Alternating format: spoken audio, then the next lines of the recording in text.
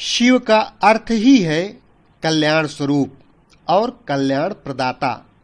परम ब्रह्म के इस कल्याण रूप की उपासना उच्च कोटि के सिद्धों, आत्म कल्याण कामी साधकों एवं सर्वसाधारण आस्तिक जनों सभी के लिए परम मंगलमय, परम कल्याणकारी, सर्व सिद्धिदायक और सर्वश्रेयस्कर है। शास्त्रों में उल्लेख मिलता है कि देव, दनुज, ऋषि, महर्षि, योगींद्र, मुनींद्र, सिद्ध, गंधर्व ही नहीं अपितु ब्रह्मा, विष्णु तक इन महादेव की उपासना करते हैं। भगवान श्री राम तथा श्री कृष्ण के तो ये परम आराध्य ही हैं। शिव के इस लोक कल्याणकारी आराध्य स्वरूप, महत्व एवं उपासना पद्धति से सर्वसाधारण जन को परिचित कराने के उद्देश्य से हम इस शिव पुराण महात्म्य की शुरुआत करते हैं।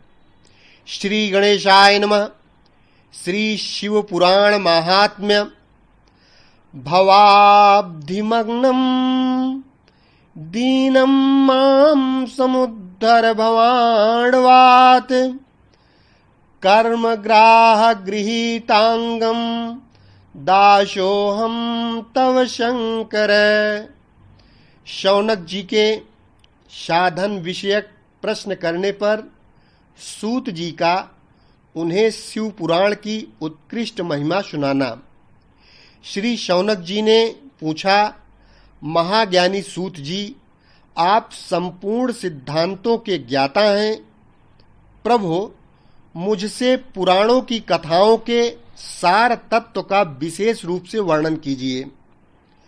ज्ञान और वैराग्य सहित भक्ति से प्राप्त होने वाले विवेक की वृद्धि कैसे होती है तथा साधु पुरुष किस प्रकार अपने काम, क्रोध आदि मानसिक विकारों का निवारण करते हैं। इस घोर कलिकाल में जीव प्रायः आसुर स्वभाव के हो गए हैं। उस जीव समुदाय को शुद्ध दैवी संपत्ति से युक्त बनाने के लिए सर्वश्रेष्ठ उपाय क्या है? आप इस समय मुझे ऐसा कोई शाश्वत साधन बताइए जो कल्याणकारी वस्तुओं में भी सबसे उत्कृष्ट एवं परम मंगलकारी हो तथा पवित्र करने वाले उपायों में भी सर्वोत्तम पवित्र कारक उपाय हो। तात वह साधन ऐसा हो जिसके अनुष्ठान से शीघ्र ही अंतःकरण की विशेष शुद्धि हो जाए तथा उससे निर्मल चित्त वाले पुरुष को सदा के लिए शिव की प्राप्ति हो जाए। श्री सूत जी ने कहा, मुनिश्रेष्ठ शौनक, तुम धन्य हो, क्योंकि तुम्हारे हृदय में पुराण कथा सुनने का विशेष प्रेम एवं लालसा है। इसलिए मैं शुद्ध बुद्धि से विचार कर तुमसे परम शास्त्र का वर्णन करता हूँ।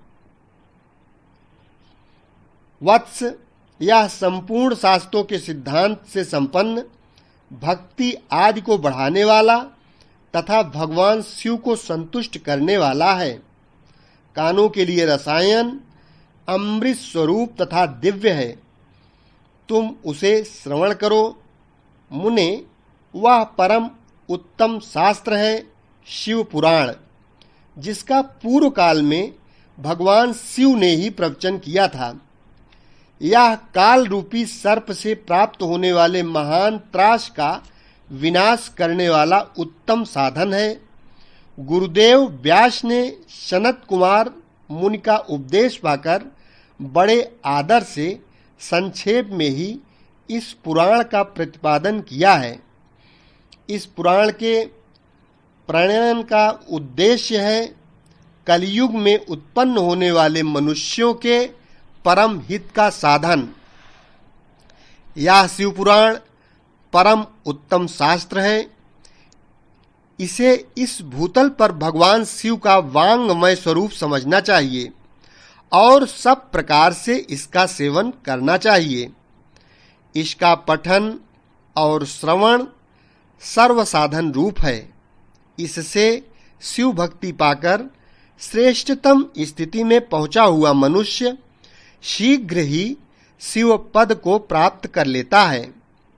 इसीलिए संपूर्ण यत्न करके मनुष्यों ने इस पुराण को पढ़ने की इच्छा की है अथवा इसके अध्ययन को अभीष्ट साधन माना है।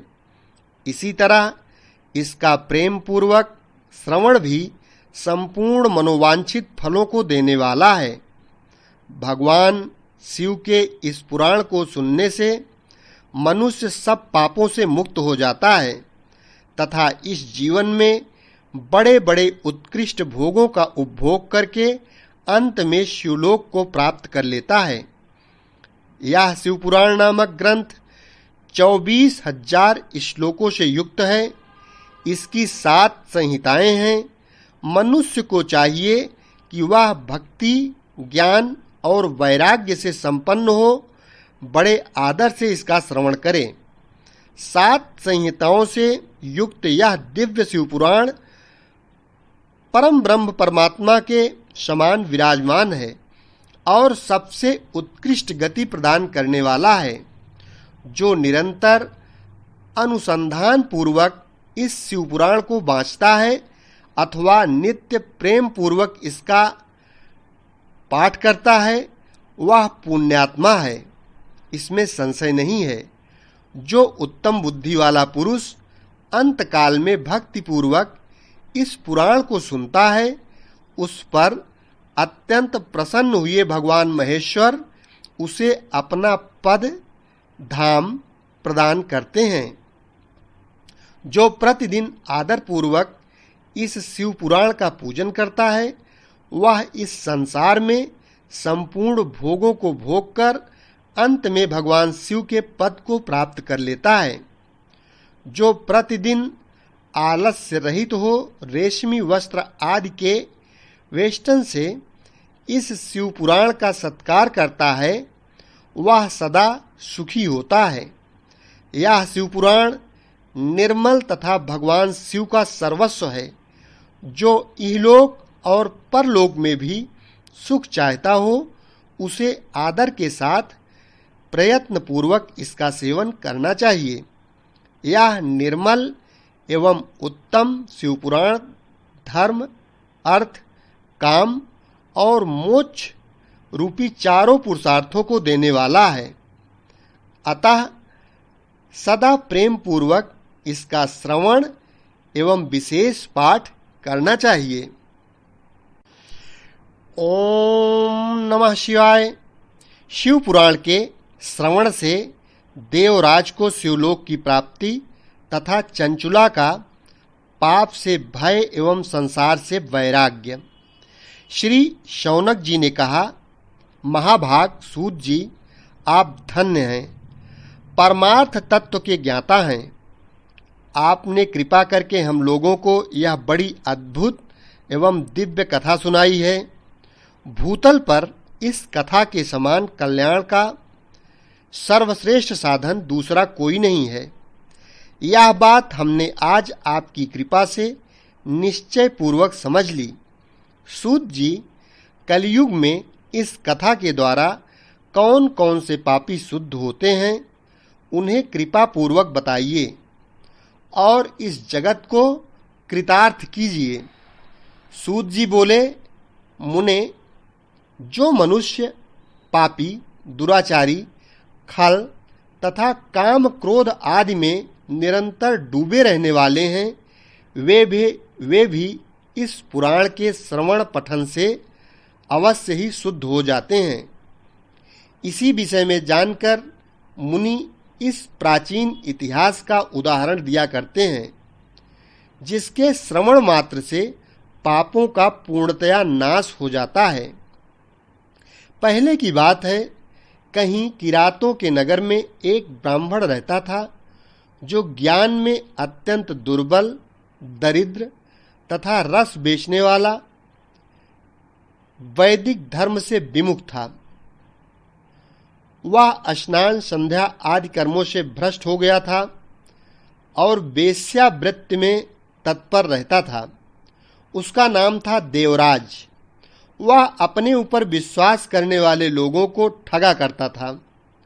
उसने ब्राह्मणों, क्षत्रियों, वैश्यों, शूद्रों तथा दूसरों को भी अनेक बहानों से मारकर उनका धन हड़प लिया था, परंतु उस पापी का थोड़ा सा भी धन कभी धर्म के काम में नहीं लगा था। वह वेश्यागामी तथा सब प्रकार से आचार भ्रष्ट था। एक दिन घूमता घामता वह दैव योग से प्रतिष्ठानपुर झूसी प्रयागराज में जा पहुंचा। वहां उसने एक शिवालय देखा जहां बहुत से साधु महात्मा एकत्र हुए थे।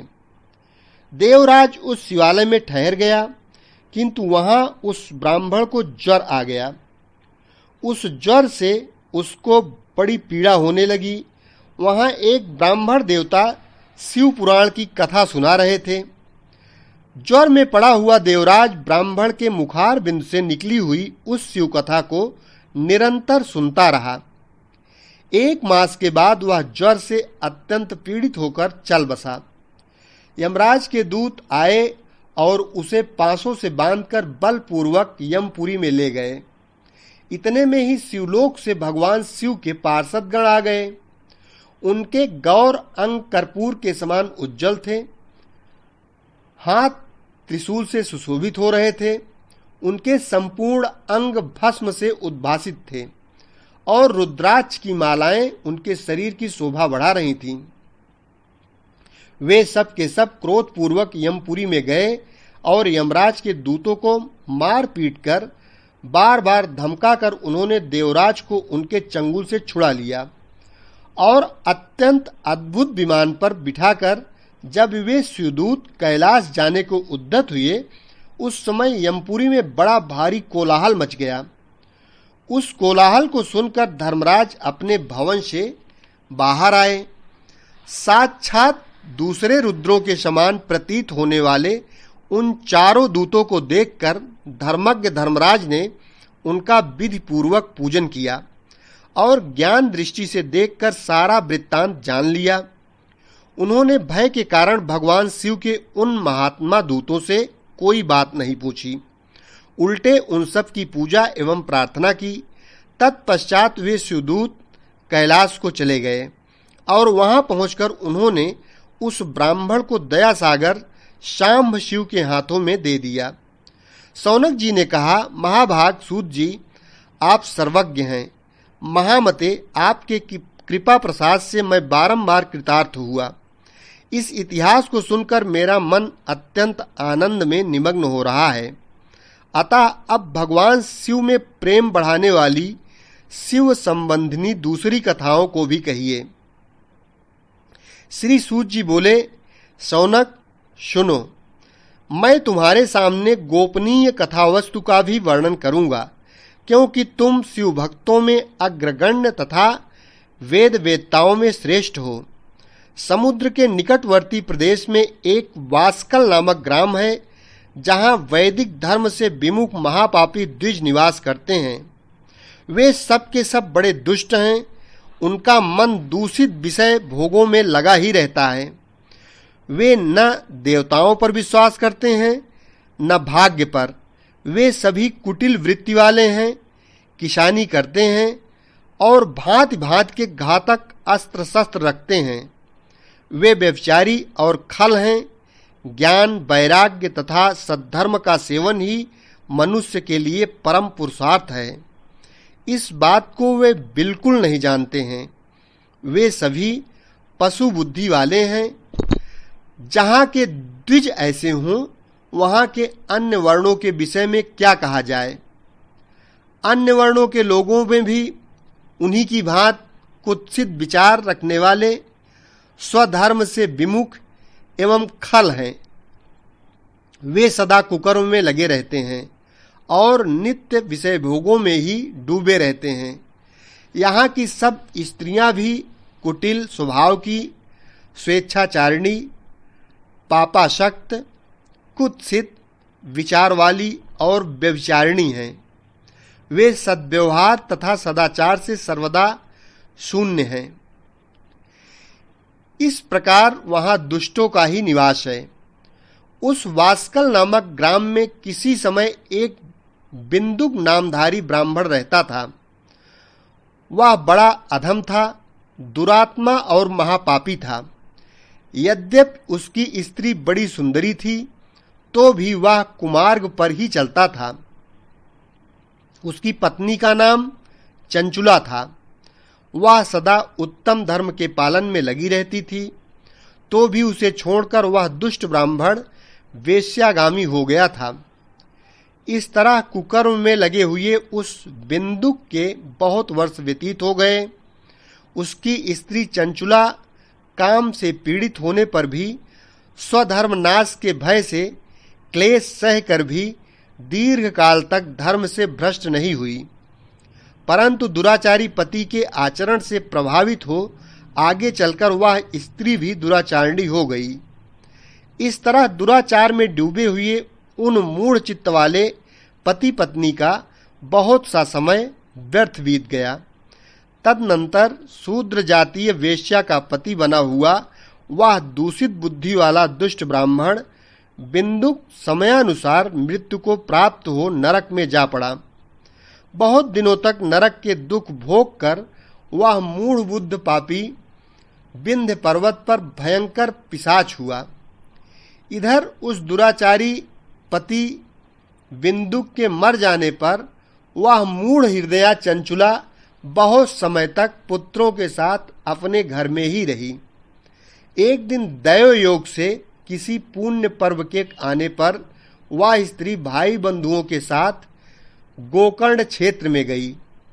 तीर्थयात्रियों के संग से उसने भी उस समय जाकर किसी तीर्थ के जल में स्नान किया। फिर वह साधारणतया मेला देखने की दृष्टि से बंधुजनों के साथ यत्र तत्र घूमने लगी।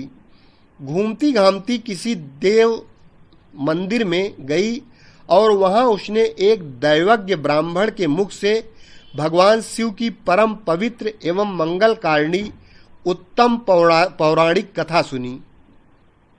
कथावाचक ब्राह्मण कह रहे थे कि जो स्त्रियां पर पुरुषों के साथ व्यभिचार करती हैं, वे मरने के बाद जब यमलोक में जाती हैं, तब यमराज के दूत उनकी योनि में तपे हुए लोहे का परिघ डालते हैं।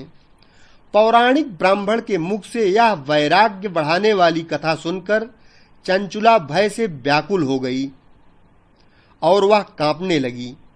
जब कथा समाप्त हुई और सुनाने वाले सब लोग वहां से बाहर चले गए, तब वह भयभीत नारी एकांत में शिव पुराण की कथा बांचने वाले उन ब्राह्मण देवता से बोली।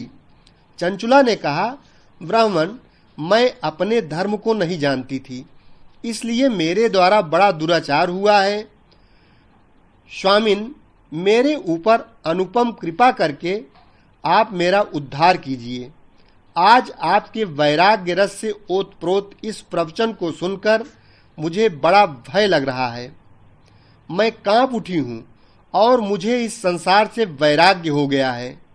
मुझ मूढ़ चित्त वाली पापनी को धिक्कार है।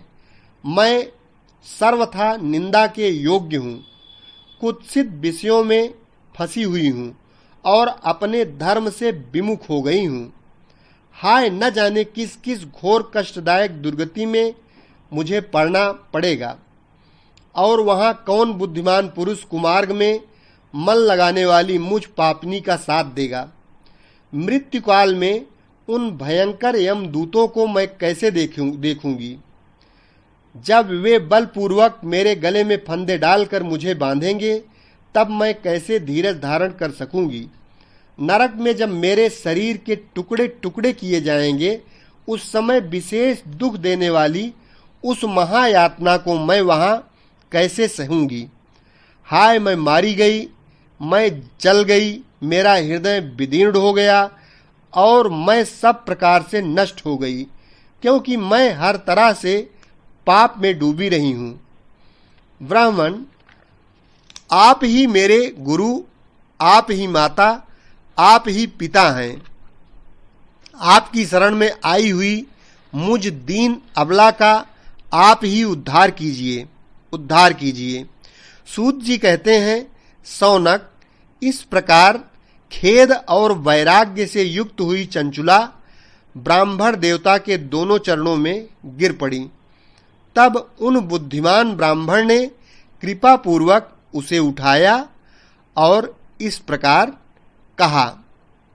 सूत जी कहते हैं, शौनक, इस प्रकार चंचुला की प्रार्थना से ब्राह्मण का उसे पूरा शिवपुराण सुनाना और समयानुसार शरीर छोड़कर शिवलोक में जा चंचुला का पार्वती जी की सखी एवं सुखी होना।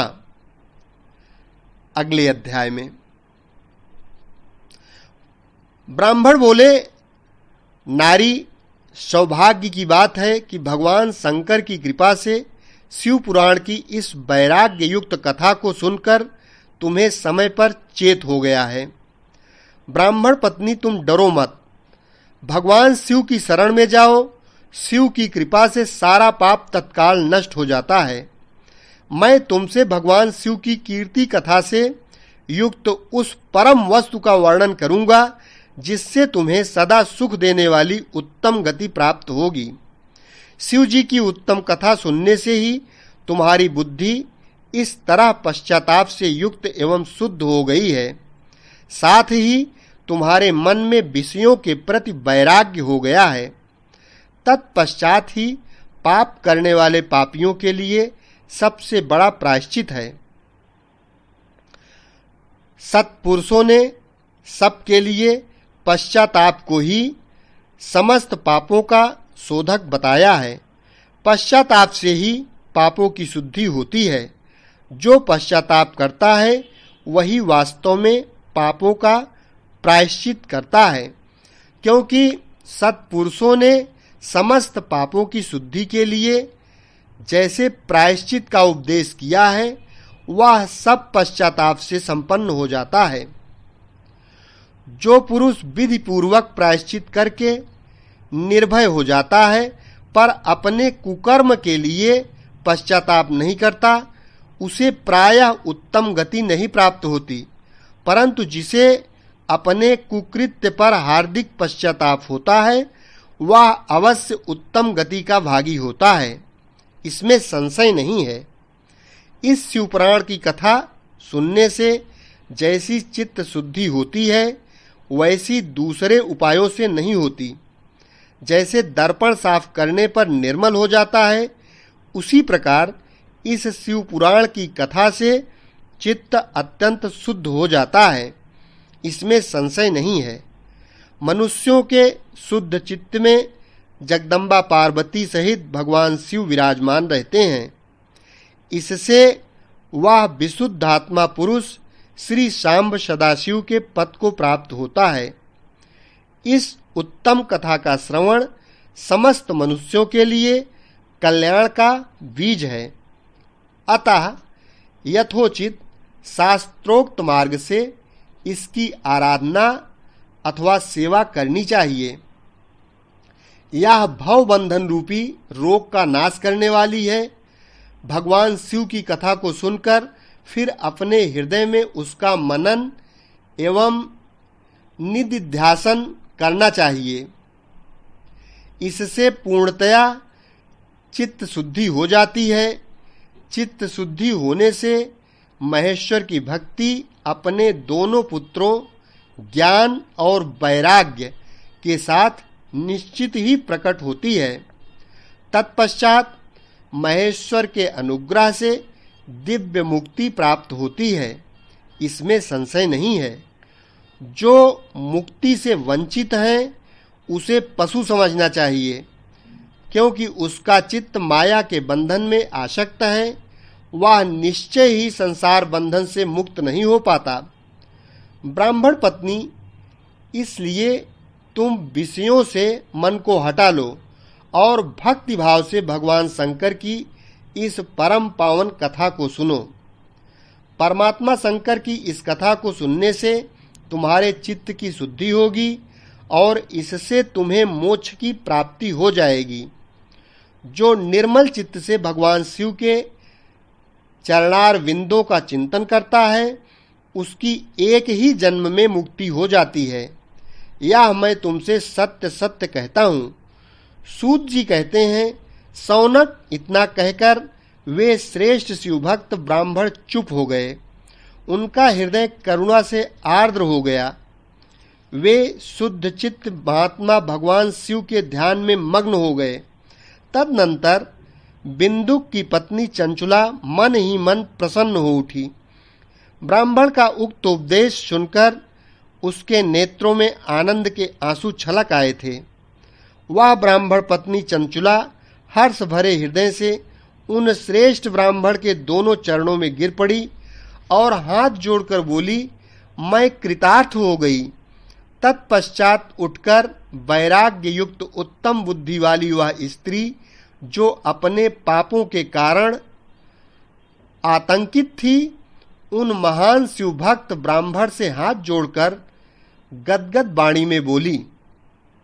चंचुला ने कहा, ब्राह्मण, शिव भक्तों में श्रेष्ठ स्वामिन, आप धन्य हैं, परमार्थदर्शी हैं और सदा परोपकार में लगे रहते हैं, इसलिए श्रेष्ठ साधु पुरुषों में प्रशंसा के योग्य हैं। साधो, मैं नरक के समुद्र में गिर रही हूँ, आप मेरा उद्धार कीजिए, उद्धार कीजिए। पौराणिक अर्थ तत्व से संपन्न जिस सुंदर शिवपुराण की कथा को सुनकर मेरे मन में संपूर्ण विषयों से वैराग्य उत्पन्न हो गया, उसी इस शिवपुराण को सुनने के लिए इस समय मेरे मन में बड़ी श्रद्धा हो रही है। सूत जी कहते हैं, ऐसा कहकर हाथ जोड़कर उनका अनुग्रह पाकर चंचुला उस शिवपुराण की कथा को सुनने की इच्छा मन में लिए उन ब्राह्मण देवताओं की सेवा में तत्पर हो गई और वहां रहने लगी। तदनंतर शिव भक्तों में श्रेष्ठ और शुद्ध बुद्धि वाले उन ब्राह्मण देव ने उसी स्थान पर उस स्त्री को शिव पुराण की उत्तम कथा सुनाई। इस प्रकार उस गोकर्ण नामक महाक्षेत्र में उन्हीं श्रेष्ठ ब्राह्मणों से उसने शिव पुराण की वह परम उत्तम कथा सुनी, जो भक्ति, ज्ञान और वैराग्य को बढ़ाने वाली तथा मुक्ति देने वाली है। उस परम उत्तम कथा को सुनकर वह ब्राह्मण पत्नी अत्यंत कृतार्थ हो गई। उसका चित्त शीघ्र ही शुद्ध हो गया। फिर भगवान शिव के अनुग्रह से उसके हृदय में शिव के सगुण रूप का चिंतन होने लगा। इस प्रकार उसने भगवान शिव में लगी रहने वाली उत्तम बुद्धि पाकर शिव के सच्चिदानंदमय स्वरूप का बारंबार चिंतन आरंभ किया। तत्पश्चात समय के पूरे होने पर भक्ति, ज्ञान और वैराग्य से युक्त हुई चंचुला ने अपने शरीर को बिना किसी कष्ट के त्याग दिया। इतने में ही त्रिपुर शत्रु भगवान शिव का भेजा हुआ एक दिव्य विमान द्रुत गति से वहां पहुंचा, जो उनके अपने गणों से संयुक्त और भांति भांति के शोभा साधनों से संपन्न था। चंचुला उस विमान पर आरूढ़ हुई और भगवान शिव के श्रेष्ठ पार्षदों ने उसे तत्काल शिवपुरी में पहुंचा दिया। उसके सारे मल धुल गए थे। वह दिव्य रूप धारिणी दिव्यांगना हो गई थी। उसके दिव्य अवयव उसकी शोभा बढ़ाते थे। मस्तक पर अर्धचंद्र का मुकुट धारण किए वह गौरांगी देवी शोभाशाली दिव्य आभूषणों से विभूषित थी। शिवपुरी में पहुंचकर उसने सनातन देवता त्रिनेत्रधारी महादेव जी को देखा। सभी मुख्य मुख्य देवता उनकी सेवा में खड़े थे। गणेश, भृंगी, नंदीश्वर तथा वीरभद्रेश्वर आदि उनकी सेवा में उत्तम भक्तिभाव से उपस्थित थे। उनकी अंग कांति करोड़ों सूर्यों के समान प्रकाशित हो रही थी। कंठ में नील चिन्ह शोभा पाता था। 5 मुख और प्रत्येक मुख में 3-3 नेत्र थे। मस्तक पर अर्धचंद्राकार मुकुट शोभा देता था। उन्होंने अपने वामांग भाग में गौरी देवी को बिठा रखा था, जो विद्युत पुंज के समान प्रकाशित थीं। गौरीपति महादेव जी की कांति कपूर के समान गौर थी। उनका सारा शरीर श्वेत भस्म से भासित था। शरीर पर श्वेत वस्त्र शोभा पा रहे थे।